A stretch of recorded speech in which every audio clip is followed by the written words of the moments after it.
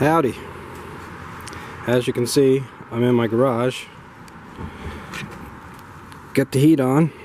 Hang on. Let me turn it up a little bit. Oh, that's a little better.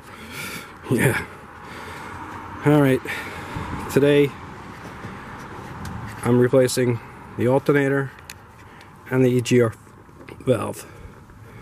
It's a good time to replace the alternator since I'm replacing the EGR valve, because that's in the way of getting the alternator around.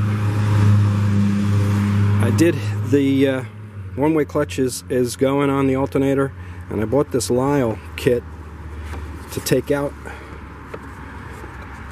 one-way clutch off, the pulley off, but I don't recommend you buying it. It's made out of cheap Chinese pot metal. Put it in there, and the other part of that is still on the alternator. So I went and got an alternator. I also got an Autocraft tool. It's for getting the serpentine belt off, and so far so good. Well, let me get started, and when I got more stuff done, I'll turn you back on and show you what it got. See ya. Okay guys, I'm back. This is the old one out here, and if you look inside there, you can see the very reliable Lyle tool remover. Actually, it's a bearing. It's part of the bearing remover. Snapped off in there.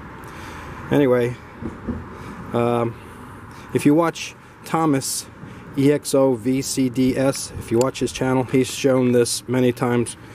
This is supposed to turn in one direction and ratchet or clutch in the other, and as you can see, it's not doing that.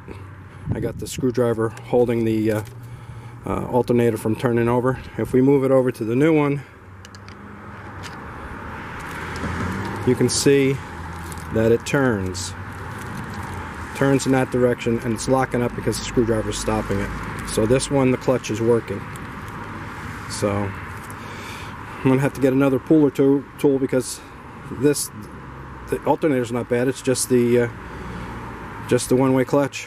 So all right, I'm gonna stick this back in, and I'll turn you back on when I have some more.